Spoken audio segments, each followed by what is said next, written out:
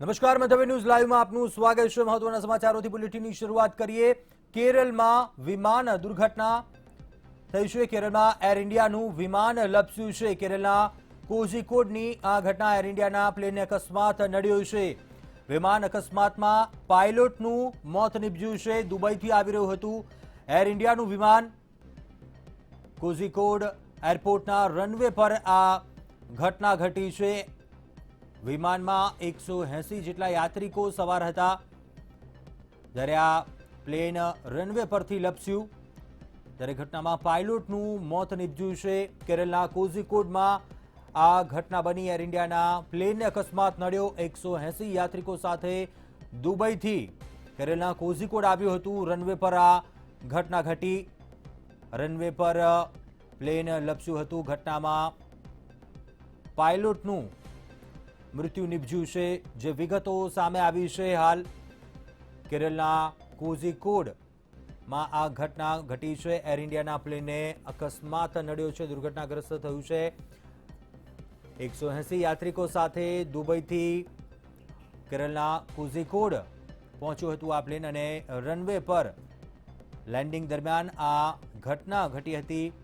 સફળ ઉતરાણ થઈ શક્યું ન હતું અને રનવે પરથી આ પ્લેન લપસ્યું હતું। જે બાદ જે દ્રશ્યો સામે આવ્યા છે પ્લેનના આગળના ભાગને પણ ખાસું નુકસાન પહોંચ્યું છે અને જે પ્રકારની ગંભીરતા છે તેનો એક અંદાજો ક્યાંક લગાવી શકાય છે કે પ્લેનના ભાગને જે પ્રકારે નુકસાન પહોંચ્યું છે, પાયલોટનું આ ઘટનામાં મૃત્યુ નીપજ્યું છે। વધુ વિગતો મેળવીએ સંવાદદાતા પરેશ પાસેથી। પરેશ, કેરળના કોઝિકોડમાં એર ઇન્ડિયાના પ્લેનને અકસ્માત, શું વિગતો? જે કુંજ જે કેરળનું જે કોઝિકોડ શહેર છે એના એરપોર્ટ પર આજે એક મોટી દુર્ઘટના સર્જાઈ। દુબઈથી એર ઇન્ડિયાનું જે વિમાન આવ્યું હતું તે જ્યારે ઉતરાણ કરી રહ્યું હતું તે દરમિયાન લપસ્યું, જેના કારણે એક મોટી દુર્ઘટના સર્જાઈ છે અને અત્યાર સુધી જે સમાચાર પ્રાપ્ત થઈ રહ્યા છે તે મુજબ જે પ્લેનનો પાયલટ સહિત 2 લોકોના મોત થયા છે। હવે આ જે અકસ્માત હતો એટલો ગંભીર હતો કે આગળનો જે ભાગ છે પ્લેનનો તેના 2 ભાગ, રીતસરના 2 ભાગ થઈ ગયા હતા, જેના કારણે જે છે આ પાયલટનું મોત થયું છે।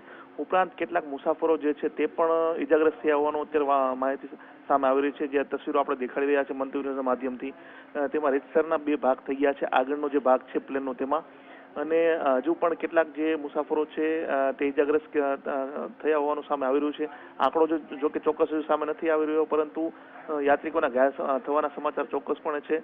ઘટનાની જાણ થતાં જે એરપોર્ટ ઓથોરિટી અને સાથે જે સિક્યુરિટી ગાર્ડ્સ હોય તે જે તમામ લોકો જે છે તે ઘટના સ્થળે ભેગા થઈ ગયા હતા અને એક આંકડો એવો સામે આવી રહ્યો છે કે વિમાનમાં આશરે 191 જેટલા જે મુસાફરો છે તે દુબઈથી કોઝિકોડ આવ્યા હતા। હવે કેટલા મુસાફરો જે છે તે ઇજાગ્રસ્ત થયા છે તે હવે પછી ખબર પડશે, પરંતુ સતત વરસાદના કારણે જે આખો રનવે હતો તે ભીનો હતો, ઘણી જગ્યાએ થોડું પાણી પણ ભરાયેલું હતું। એવી શક્યતા છે કે કદાચ એના કારણે જ જે છે આ એર ઇન્ડિયાનું વિમાન લપસ્યું હશે અને આ આખી જે દુર્ઘટના છે તે સર્જાઈ હશે। હવે જે આખો જે મલબો એટલે કે જે કાટમાળ જે છે તેને ખસેડવાની કામગીરી પણ ચાલી રહી છે। ખૂબ જ એક મોટો અકસ્માત છે। સામાન્ય રીતે આવા જે અકસ્માત હોય છે તે વિદેશમાં થતા હોય છે, પરંતુ ચોમાસા દરમિયાન ભારતના પણ કેટલાક જે છે જે એરપોર્ટ ત્યાં આવી સ્થિતિઓ પણ સર્જાતી હોય છે, પરંતુ આ ટાઈપની જે ઘટના છે તે કદાચ ભારતમાં ઘણા વર્ષો બાદ બની છે। હવે આપણે તસવીરો પણ મંતવ્ય ન્યૂઝના માધ્યમથી દેખાડી રહ્યા છે કે કેમ શું સ્થિતિ હાલમાં ત્યાં છે। કોઝિકોડ એરપોર્ટ ઉપર તમે જુઓ કે ઘણા બધા લોકો નાસભાગ મચી ગયો છે, એમાંથી મોટાભાગના જે મુસાફરો છે અચાનક આ દુર્ઘટના સર્જાવાના કારણે તેમના પણ એક રીતે જે કહી શકાય કે ભાઈ તેઓ ડરી ગયા હતા। રીતસરના 2 આગળનો જે ભાગ છે પ્લેનનો તેમાં રીતસરના 2 ભાગ પડી ગયા હતા। સ્વાભાવિક રીતે જ આમાં કદાચ આંકડો જે છે તે હજુ વધી શકે છે એવી શક્યતા છે। ઇજાગ્રસ્તનો પણ આંકડો વધશે અને કદાચ મોતનો પણ આંકડો જો કદાચ વધી શકે છે, પરંતુ અત્યાર સુધીનો જે આંકડો છે તે છે 2 લોકોનો, કે જેમાં એક તો વિમાનનો જે પાયલટ જે છે તેનો સમાવેશ થાય છે। આ ઉપરાંત બીજો પણ એક વ્યક્તિ જે છે તેનું મોત આ ઘટનામાં થયું હોવાનું જે છે સામે આવી રહ્યું છે। કોઝિકોડની ઘટના છે કે જે કેરળ શહેરમાં આવેલું છે અને કોઝિકોડ જે છે તે દરિયાની નજીક છે, જેના કારણે સ્વાભાવિક રીતે જે આખા એરિયો જે છે તેમાં સામાન્ય રીતે ભારે વરસાદ પડતો હોય છે। જો કે હાલાકી અત્યારે વરસાદ નથી, પરંતુ વરસાદ જે સવારથી પડી રહ્યો હતો તેના કારણે આ વરસાદ જે છે તે સ્થિતિ સર્જાઈ છે। ગુંજુ જી, ચોક્કસથી પરેશ, જે દ્રશ્યો સામે આવે છે કે રનવે પરથી લપસ્યા બાદ ખાઈમાં ખાબકી ગયું હતું, તેને કારણે ક્યાંક આ વધારે નુકસાન પહોંચ્યું છે, જે ક્યાંક અંદાજો છે તે શું લગાવવામાં આવી રહ્યો છે હાલ? જી, જે આગળનો ભાગના 2 રીતસરના કટકા થઈ ગયા તેના કારણે જ આ પ્રોબ્લેમ સર્જાઈ છે। જોકે હજી તપાસમાં ખબર પડશે કે રનવે પર જે લપસ્યું છે તેમાં કોનો વાંક છે, કારણ કે ઘણી જે આવો જે સમય હોય છે ચોમાસાનો, તે દરમિયાન એરપોર્ટ ઓથોરિટી અને ખાસ કરીને જે રનવે સંભાળતી હોય છે જે લોકો, એ સતત જે છે ને તે નિદર્શન કરતા હોય છે કે ભાઈ જે રનવે જે છે તે બરાબર છે કે નહીં, કારણ કે વરસાદ પડ્યા બાદ ઘણી જગ્યાએ પાણી પણ ભરાતું હોય છે રનવે ઉપર, તો તેને પણ નિકાલની વ્યવસ્થા તે લોકો કરતા હોય છે. આમ તો જે રનવે હોય છે તે આમ તો એક રીતે તેનું જે ગુણવત્તા હોય છે તે સારી હોય છે, પરંતુ જ્યારે ભારે વરસાદ પડે છે ત્યારે થોડું પાણી ભરાય છે. સ્વાભાવિક રીતે જે એરપોર્ટના જે ટાયરો હોય છે તે જે લપસવાનો ચાન્સીસ વધી જાય છે. તો આ ઘટનામાં પણ કંઈક એવું જ થયું હોવાની પૂરેપૂરી શક્યતા છે, અને જે મોટા સમાચાર એ જ કે 2 લોકો જે છે તે તેમનું મોત થયું છે. કુંજ જી ચોક્કસથી પરેશ, ખાસ કરીને વાત કરવામાં આવે જે પેસેન્જરો સવાર હતા, 180 થી વધુ મુસાફરો હતા, ક્યાંના હતા પેસેન્જરો અને કેટલા વાગે આ લેન્ડિંગ થયું હતું એરપોર્ટ પર, શું કોઈ વિગતો આવી છે સામે? જે કુંજ સામાન્ય રીતે જે કેરળ જે છે ત્યાંથી મોટા ભાગ ઘણા બધા લોકો જે છે દુબઈ અને ગલ્ફના જે દેશો છે ત્યાં એ લોકો કામ કરતા હોય છે, અને ત્યાંથી એ લોકોની આવન જાવન રહેતી જ હોય છે. તો આ લોકો પણ જે છે ત્યાં મોટાભાગના લોકો મુસાફરો છે ત્યાં કોઈને કોઈ નોકરી અથવા તો કામ કરતા હોય તેવી પૂરેપૂરી શક્યતા છે. જોકે હજુ એ સામે નથી આવી રહ્યું કે તે લોકો જે છે ત્યાં શું કરતા હતા, પરંતુ એમાં પડવાના બદલે મેઇન વાત એ છે કે 191 જે છે તે મુસાફરોનો આંકડો સામે આવ્યો છે આ પ્લેનમાં સવાર હતા. આ ઉપરાંત જે છે જે પ્લેનનો જે પાયલટ સહિતના જે લોકો હોય છે તે પણ લોકો આમાં હતા. એટલે એ જે સામે નથી આવ્યું કે તેમાંથી કોઈને અસર થઈ છે કે નહીં, પણ ચોક્કસપણે એટલું તો સામે આવી ચૂક્યું છે કે કેટલાક જે મુસાફરો છે તેમને પણ આમાં અસર થઈ છે, તેઓ ઇજાગ્રસ્ત થયા છે. ભારે વરસાદના કારણે જે છે આ પ્લેન લપસ્યું હોવાની પૂરેપૂરી જે છે તે શક્યતા છે, અને જેમ જેમ અપડેટ આવતી જશે તેમ તેમ આપણે મંત્રીઓના ન્યૂઝના જે દર્શકો છે તેમને જે છે સતત અપડેટ કરતા રહીશું. તો આ દ્રશ્યો જે સામે જોઈ રહ્યા છે લોકો આપણા માધ્યમથી, કે જેમાં જે સ્થાનિક પોલીસ છે, સ્થાનિક જે સુરક્ષા તંત્ર છે, એરપોર્ટની સુરક્ષામાં પણ લાગેલા હોય છે ઘણા લોકો, તેઓ પણ તમે જોઈ રહ્યા છો કે સતત દોડાદોડી કરી રહ્યા છે અને જે સ્થિતિને સંભાળવાની પ્રયત્ન કરી રહ્યા છે. સાથે જ તેમની પાસે છત્રી છે, અને સાથે તમે જુઓ કે અત્યારે પણ હાલમાં વરસાદ, આ દ્રશ્યો લાઈવ દ્રશ્યો નથી પરંતુ થોડા સમય પહેલાના છે, તો ત્યારે પણ વરસાદ આવતો હતો, અને જો તો એક પ્લેનમાં પણ આગ લાગી હતી કે જેને ઠારવાનો પ્રયત્ન પણ થઈ રહ્યો હતો.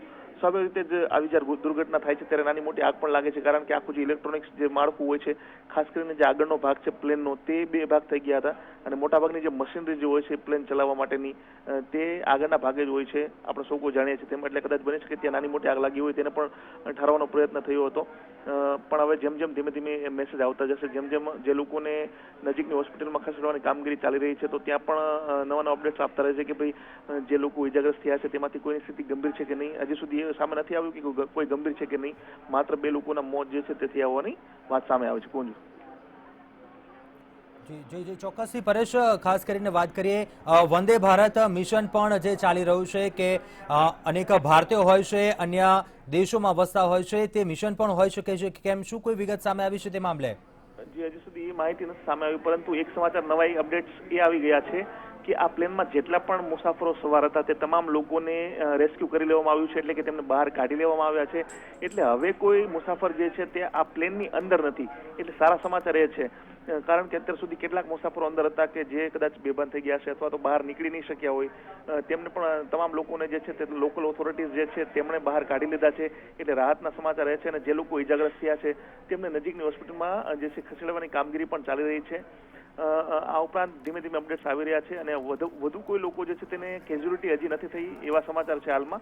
જોકે નાની મોટી ઈજાઓ થઈ છે, સ્વાભાવિક રીતે દુર્ઘટના મોટી હતી. હવે તપાસ થશે ત્યારે ખબર પડશે કેટલા દર્દીઓ, કેટલા જે છે મુસાફરો તે ઇજાગ્રસ્ત થયા છે, અને જો કોઈ મોતનો આંકડો વધે છે કે કેમ એ પણ આગામી સમયમાં આપણને ખબર પડશે. કુંજ ચોક્કસથી પરેશ, ખાસ કરીને કહી શકાય કે કેરળમાં ક્યાંક પ્રાથમિક અંદાજો લગાવે તો વરસાદને કારણે આ પ્રકારની આ દુર્ઘટના સર્જાઈ હોઈ શકે છે. કેરળમાં આજે સવારે પણ ભારે વરસાદને પગલે ભૂસ્ખલનની ઘટના સર્જાઈ હતી, અનેક લોકોના મોત થયા છે, જ્યારે ફરી એકવાર આ ક્યાંક વરસાદને કારણે જ આ પ્રકારની દુર્ઘટના સર્જાઈ છે, પ્રાથમિક અંદાજા પ્રમાણે કહી શકીએ. જી બિલકુલ, છેલ્લા 2 દિવસથી, આમ તો 3 દિવસથી કેરળમાં ભારે વરસાદ છે, અને તેમાં પણ મેં તમને કહ્યું તેમ આ કોઝિકોડ જે શહેર છે એ કેરળના દરિયાકાંઠાની એકદમ નજીક છે. સ્વાભાવિક રીતે દરિયાકાંઠાની એકદમ નજીક હોવાના કારણે ત્યાં ભારે વરસાદ થયો છે. હાલાકી જ્યારે પ્લેન જે છે તેનું ઉતરાણ થયું ત્યારે એટલો બધો વરસાદ ન હતો, પરંતુ સવારથી જે સતત વરસાદ પડી રહ્યો હતો તેના કારણે રનવે ભીનો હતો અને એ રનવે ભીનો હોવાના કારણે જ આ પ્લેન જે છે તે લપસ્યું હોવાની પૂરેપૂરી શક્યતા છે. જો કે તપાસમાં સાચું કારણ સામે આવશે, પરંતુ પ્રાથમિક જે તારણ જે છે તે એવું જ કહી રહ્યું છે કે પ્લેન લપસવાનું મુખ્ય કારણ જે એરપોર્ટ જે છે ભીનું હતું, જે રનવે જે છે ભીનું હતો તેના કારણે જ આ પ્લેન જે છે તે લપસ્યું છે. અને આ દુર્ઘટના કારણે જે બીજા પ્લેન જે ઉતરાણ કરી રહ્યા હતા તેમને પણ હવે કઈ રીતે ઉતરાણ કરવામાં આવશે તેનું પણ અત્યારે હાલમાં જે સ્થાનિક જે એરપોર્ટ ઓથોરિટી છે તે તપાસ કરી રહી છે. કારણ કે ખાસ કરીને ગલ્ફના દેશો છે ત્યાં સતત આ કોઝિકોડમાં પ્લેન આવતા હોય છે, તો હવે જે બીજા પ્લેન્સ આવી રહ્યા છે અથવા તો જે આવવાના છે તેમને કઈ રીતે ટેકો મતલબ કે ઉતરાણ કરાવવું તેની પણ એક જે તજવીજ છે ત્યાં સ્થાનિક જે એરપોર્ટ ઓથોરિટી છે તે અત્યારે કરી રહી છે. અને એક સમાચાર એવા પણ આવી રહ્યા છે કે જે એનડીઆરએફની એક ટીમ છે તેમને પણ કોઝિકોડ માટે રવાના કરવામાં આવ્યું છે કે જેથી રેસ્ક્યુ જે છે તે ઝડપથી થાય. એટલે અત્યાર સુધીના સૌથી મોટા સમાચાર એ છે કે એનડીઆરએફની એક ટીમ જે છે તેને પણ કોઝિકોડ એરપોર્ટ પર રવાના કરી દેવામાં આવી છે. કુંજ પરેશ, સપ્તાહમાં એક વખત આ વંદે ભારત મિશન અંતર્ગત વિમાન સેવા હોય છે એર ઇન્ડિયાની, તે ચાલતી હોય છે. જે અનેક ભારતીયો છે તેમને હજુ પણ ક્યાંક પરત આવી રહ્યા છે અનેક ભારતીયો આ મિશન અંતર્ગત, એટલે કે હજુ પણ ક્યાંક પ્રાથમિક અંદાજો તે લગાવી શકાય કે કેરળના નાગરિકોની સાથે સાથે મદ્રાસ, ચેન્નાઈ સહિત બેંગ્લોરના આસપાસના જે નાગરિકો હોય છે તે આ પ્લેનમાં સવાર હોઈ શકે છે. જી બિલકુલ, તમે જે વાત કરી બિલકુલ સાચી છે કે જે વંદે ભારત મિશન છે તેના દ્વારા જે બહાર લોકો અટવાયા છે, ખાસ કરીને જે પશ્ચિમી દેશોમાં અને ગલ્ફના દેશોમાં, તેને ભારત લાવવા માટેના સતત પ્લેન જે છે તે આવાજાઈ થતી હોય છે. એ વાત બિલકુલ સાચી છે. અને મેં તમને કહ્યું તેમ અત્યારના સૌથી મોટા સમાચાર છે કે એનડીઆરએફની ટીમ રવાના ઓલરેડી થઈ ગઈ છે. જે લોકો દુર્ઘટનામાં જે ઇજાગ્રસ્ત થયા છે તેમને હોસ્પિટલ ખસેડવામાં આવ્યા છે. પાયલટનું મોત છે. જે આ કેરળ કોઝિકોડમાં જે એર ઇન્ડિયાનું પ્લેન હતું કે જેમાં 191 અંદાજે 191 જેટલા જે મુસાફરો જે છે તે આમાં સવાર હતા. દુબઈથી આ પ્લેન આવી રહ્યું હતું. દુબઈથી વચ્ચે કોઈ પ્રોબ્લેમ નથી થઈ. જે પ્રોબ્લેમ થઈ છે તે થઈ છે રનવે પર આવ્યા બાદ, એટલે કે રનવે પર જ્યારે ઉતરાણ કર્યું પ્લેને, એર ઇન્ડિયાના પ્લેને, ત્યારે જ તેમાં લપસવાના કારણે આ જે છે તે દુર્ઘટના સર્જાઈ છે. અને અત્યાર સુધીના સૌથી મોટા સમાચાર એ જ છે કે હવે આમાં વહેલામાં વહેલી તકે રેસ્ક્યુ કરવામાં આવે, જેના માટે એનડીઆરએફની ટીમ રવાના કરી દેવામાં આવી છે. સાથે સાથે લોકલ ઓથોરિટી પણ સારું કામકાજ કરી રહી છે. એટલે શક્યતા એવી પૂરી છે કે તમામ જે મુસાફરો હતા જે તેને બહાર કાઢી લેવામાં આવે છે. અને વંદે ભારત મિશનની જે ફ્લાઇટ હતી તે પણ હવે સામે આવી ગયું છે. જે દુબઈથી કાલિકટ આવી રહ્યું હતું, એક રીતે કહી શકીએ કે આવી ગયું હતું, પરંતુ રનવે પર આવતા આવતા જે છે તે ફસકી ગયું અને એક જે છે તે ખાડામાં ફ્લાઇટ જે છે પડી હોવાના કારણે આ દુર્ઘટના સર્જાઈ હોવાનું સામે આવ્યું છે. કુંજ ચોક્કસથી પરેશ, જે પ્રકારનું વરસાદી વાતાવરણ રહ્યું છે કેરળમાં છેલ્લા 2 દિવસથી, એટલે કે ચોક્કસથી પ્રશ્ન એક તે પણ સર્જાઈ રહ્યો છે કે રનવેના કેટલાક ભાગને પણ નુકસાન પહોંચ્યું હોય. આ પહેલા પણ કેટલા સમયગાળા દરમિયાન કોઈ અન્ય વિમાનનું લેન્ડિંગ થયું હતું? શું કોઈ મેન્ટેનન્સ સહિતની કોઈ કામગીરી છે તેને લઈ કોઈ વિગતો છે તે સામે આવી છે? એરપોર્ટ ઓથોરિટી તરફથી કોઈ નિવેદન સામે આવ્યું છે? એરપોર્ટ ઓથોરિટી તરફથી હજી કોઈ ઓફિશિયલ નથી આવ્યું, પરંતુ સામાન્ય રીતે જ્યારે વધારે વરસાદ થતો હોય છે ત્યારે એરપોર્ટ ઓથોરિટી છે સતત રનવેનું ચેકિંગ કરતી હોય છે. પરંતુ અત્યારે એક સમાચાર એ છે કે રનવે પર એક ખાડો હતો અને ખાડામાં પડવાના કારણે આ દુર્ઘટના સર્જાઈ છે. જે ટોપ એરપોર્ટ છે ત્યાંની આ ઘટના છે અને ખાડાના જે છે તેમાં પડવાના કારણે જે છે આ દુર્ઘટના સર્જાઈ હોવાનું પ્રાથમિક તારણમાં સામે આવ્યું છે.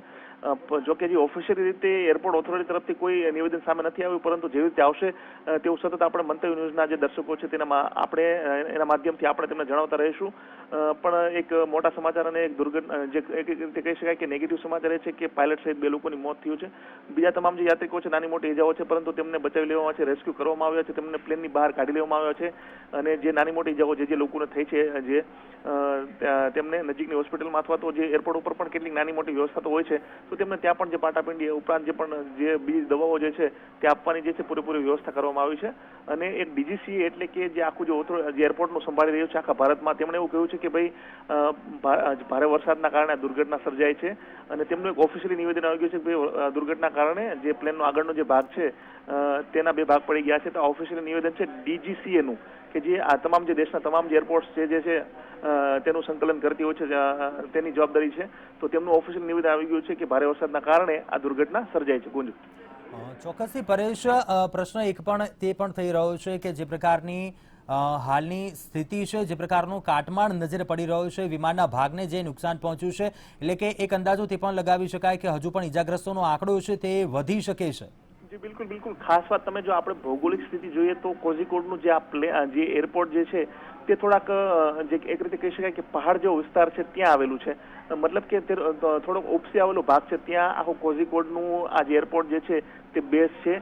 તેના કારણે પણ રનવેમાં ટેક ઓફ વખતે અને જે કહી શકાય કે પ્લેન ચડતી વખતે થોડું પ્રોબ્લેમ થતું હોય છે. સામાન્ય દિવસોમાં નહીં, પરંતુ જે વરસાદી વાતાવરણ છે ત્યાં ચોક્કસપણે થતું હોય છે. તેમાં પણ જો વચ્ચે માની લો કે રનવે ઉપર કોઈ પ્રોબ્લેમ્સ થઈ જાય, જો માની લો કે પાણીના કારણે થાય, લપસણું થોડું થાય અથવા તો નાનો તો ખાડો પણ આવી જાય તો પ્લેનને જે છે તે પ્રોબ્લેમ થતી હોય છે. તો અત્યારનું પ્રાથમિક કારણ તો એ છે કે ભાઈ ભારે વરસાદના કારણે પ્લેન લપસ્યું, એક ખાડામાં પડ્યું, તેના કારણે આ સર્જાણું. પણ ત્યાં એક રીતે કહી શકાય કે પ્રાથમિક તારણમાં કે ભાઈ આ દુર્ઘટનાનું એક કારણ એ પણ છે કે જે એનું જે ભૌગોલિક સ્થિતિ છે કોઝિકોડ એરપોર્ટની, તે પણ એક મોટું કારણ હોઈ શકે. થોડુંક પર્વતીય જેવો વિસ્તાર છે.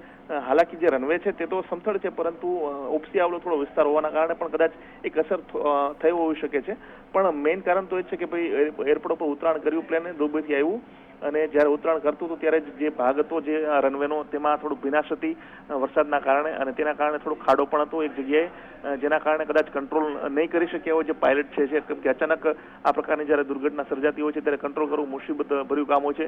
જો પ્લેન હવામાં હોય તો કદાચ જે છે તે નજીકના એરપોર્ટ સાથે તેઓ લોકો સંકલન કરીને કરી શકતા હોય છે, અને જે ટેક ઓફની જગ્યા છે તે પણ એ લોકો ચેન્જ કરતા હોય છે. માની લો કે કોઈ એરપોર્ટ જે છે ત્યાં ઉતરાણ નથી કરી શકતું તો નજીકની કોઈ જગ્યા હોય છે અથવા તો નજીકનું જે એરપોર્ટ હોય છે ત્યાં ઉતરાણ કરવાની જે છે તેમને આદેશ આપી દેવાતા હોય છે. પરંતુ એક વખત પ્લેન ઉતરાણ કરી ગયા બાદ જો આવી સ્થિતિ સર્જાય તો તેમના માટે ખાસ કરીને જે પાયલટ જે છે તેના માટે આખી સ્થિતિને સંભાળવી થોડી મુશ્કેલ હોય છે.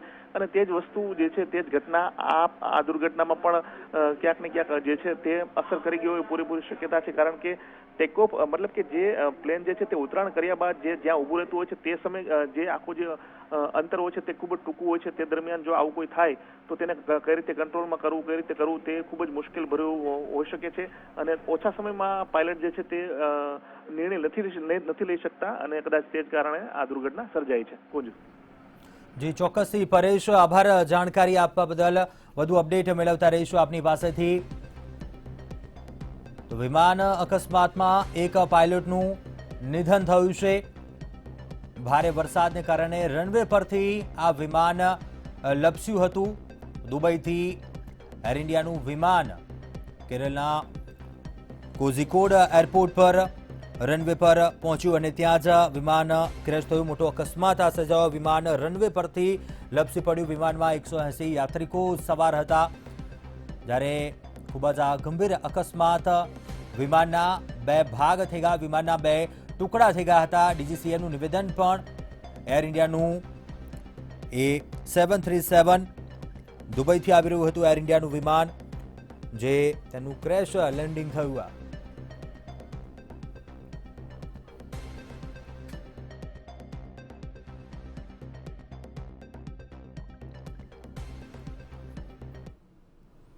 તો કેરળમાં આજે સવારે બીજી એક અન્ય પણ ગંભીર ઘટના ઘટતી હતી. અનેક લોકોના તેમાં મોત નીપજ્યા હતા. કેરળના ઇડુક્કી જિલ્લાની આ ઘટના રાજમાલા વિસ્તારમાં આ દર્દનાક ઘટના બની હતી. રાજ્યમાં ભારે વરસાદ બાદ ભૂસ્ખલન થયું હતું અને આ ઘટનામાં કેટલાય શ્રમિકો ગુમ થતા સમગ્ર વિસ્તારમાં ખળભળાટ મચી ગયો હતો. સ્થળ ઉપર રાહત અને બચાવ કાર્ય હાથ ધરાયું હતું. જે વિગતો સામે આવી ત્યાં સુધીમાં 15 લોકોના મૃત્યુ નિપજ્યા છે, જ્યારે 15 જેટલા લોકોને ઘટનામાં બચાવી લેવામાં આવ્યા હતા. જે જગ્યાએ ભૂસ્ખલન થયું હતું ત્યાં ચાના બગીચામાં કામ કરતા મજૂરો શેલ્ટર બનાવીને રહેતા હતા. અહીં મજૂરોની લગભગ એક મોટી કોલોની બનેલી હતી. લેન્ડસ્લાઇડ બાદ મોટો કાટમાળ શેલ્ટર હાઉસિંગ પર પડ્યો અને તમામ લોકો દબાયા હતા. કહેવાય છે કે મોટા ભાગના મજૂર તામિલનાડુના રહેવાસી હતા અને અહીં રહીને તેઓ મજૂરી કરતા હતા.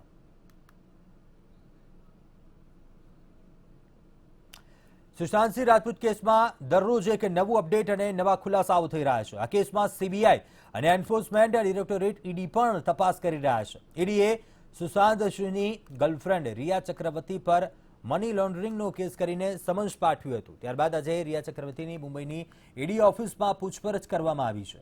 રિયાની સાથે તેના ભાઈ શૌવિક ચક્રવર્તી સહિત 4 લોકોની પૂછપરછ કરવામાં આવી.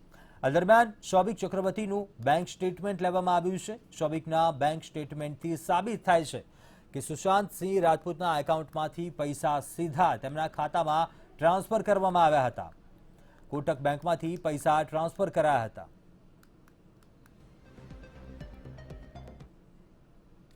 અભિનેતા સુશાંત સિંહ રાજપૂત કેસમાં તપાસ આગળ વધી રહી છે. એવામાં ઘણી બધી બાબતો બહાર આવી રહી છે, જે માત્ર રિયા ચક્રવર્તીની મુશ્કેલીમાં જ વધારો કરી રહી છે. પરંતુ હવે એક વાત સામે આવી કે જે મુંબઈ પોલીસ પર પ્રશ્નાર્થ કરી રહી છે. રિયા ચક્રવર્તીની કોલ ડિટેલ્સ જોયા બાદ એક ચોંકાવનારી વાત બહાર આવી છે. રિયા ચક્રવર્તી અને બાંદ્રા ડીસીપી અભિષેક ત્રિમુખે ફોન પર 4 વાર વાત કરી છે અને પછી મેસેજમાં પણ વાત થતી હતી. જે માહિતી બહાર આવી છે તે મુજબ વાત કરીએ તો રિયાએ 21 જૂને 28 સેકન્ડ ડીસીપી સાથે ફોન પર વાત કરી હતી. 22 જૂનના રોજ ડીસીપીએ રિયાને મેસેજ કર્યો હતો. આ પછી ડીસીપી અભિષેક ત્રિમુખે પણ રિયાને સામેથી 22મી તારીખે ફોન કરીને 29 સેકન્ડ વાત કરી હતી. જે બાદ 8 દિવસ પછી રિયા ચક્રવર્તીને ડીસીપી અભિષેક ત્રિમુખેનો ફોન આવ્યો. તે પછી બંને વચ્ચે 66 સેકન્ડ સુધી વાતચીત થઈ.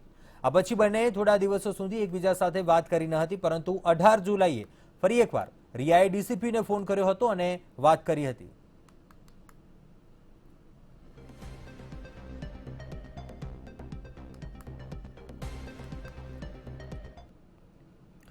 દેશમાં કોરોના ટેસ્ટિંગની સંખ્યા વધારી દેવામાં આવી છે અને તેને કારણે છેલ્લા 21 દિવસમાં 10 લાખથી વધુ કેસો નોંધાયા છે. એક સમય હતો કે ત્યારે વિશ્વમાં કોરોનાના કેસ કૂદકે ને ભૂસકે વધી રહ્યા હતા, ત્યારે ભારતમાં સંક્રમણની સંખ્યા ધીમી ગતિ હતી. જોકે લોકડાઉનમાં વધુને વધુ છૂટછાટ અને વધુ ટેસ્ટિંગને કારણે દેશમાં કોરોનાના કેસ વૈશ્વિક ગતિ કરતાં પણ આગળ વધી રહ્યા છે.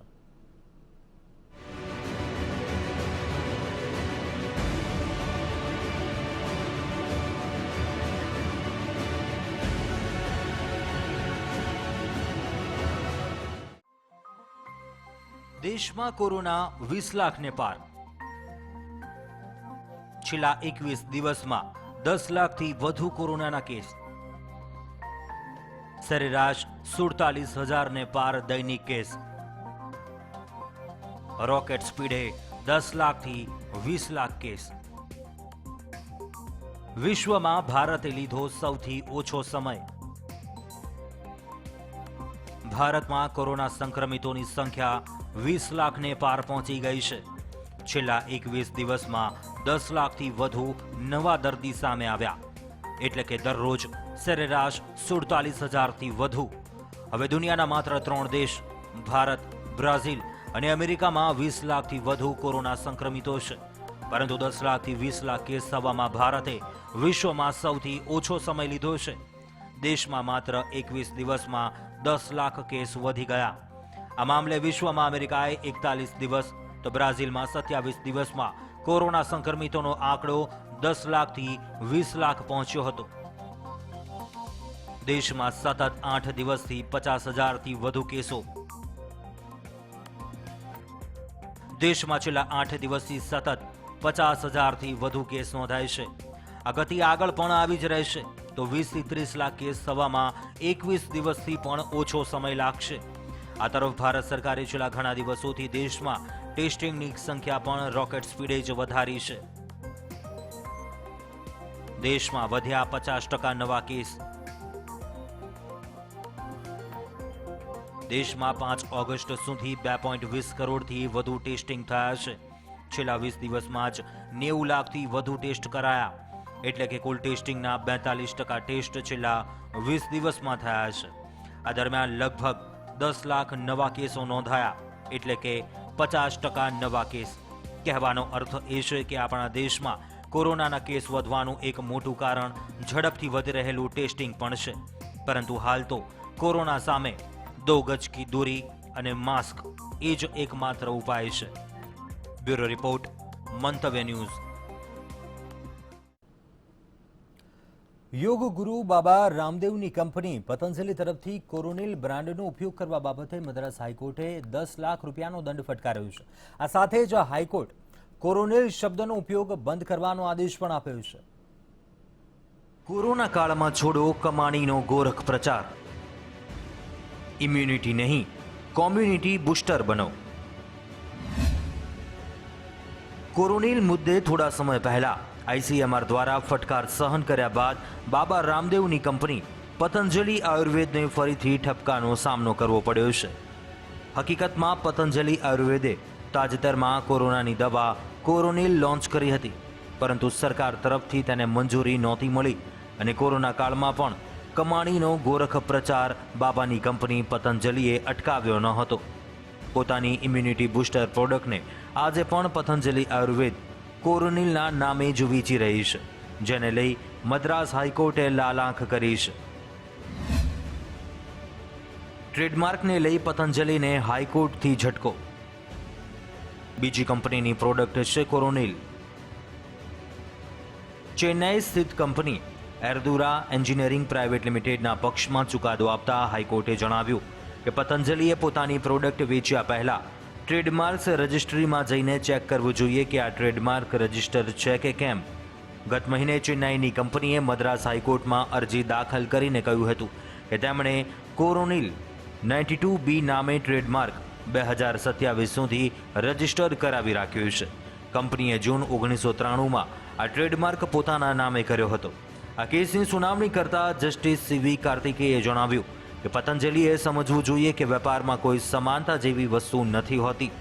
જો તેમણે એ ચેક નથી કર્યું કે આ નામની પહેલાં કોઈ ટ્રેડમાર્ક છે તો તે તેમની મોટી ભૂલ છે.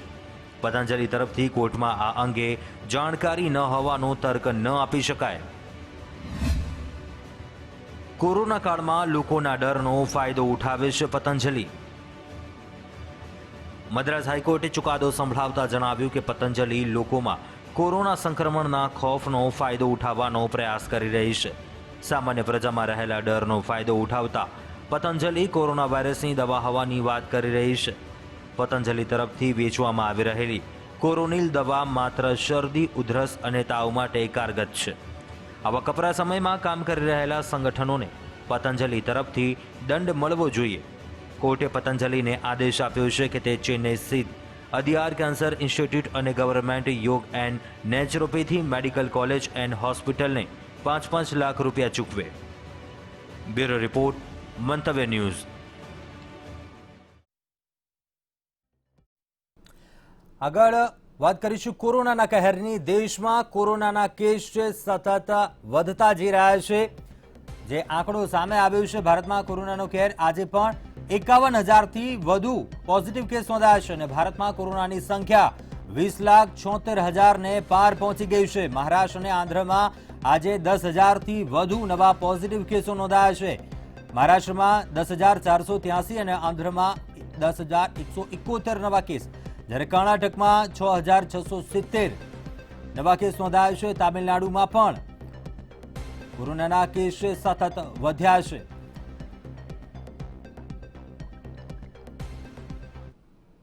અત્યારે બુલેટિનમાં બસ આટલું. મને આપશો રજા. વધુ સમાચાર માટે આપ જોતા રહો મંતવ્ય ન્યૂઝ. નમસ્કાર.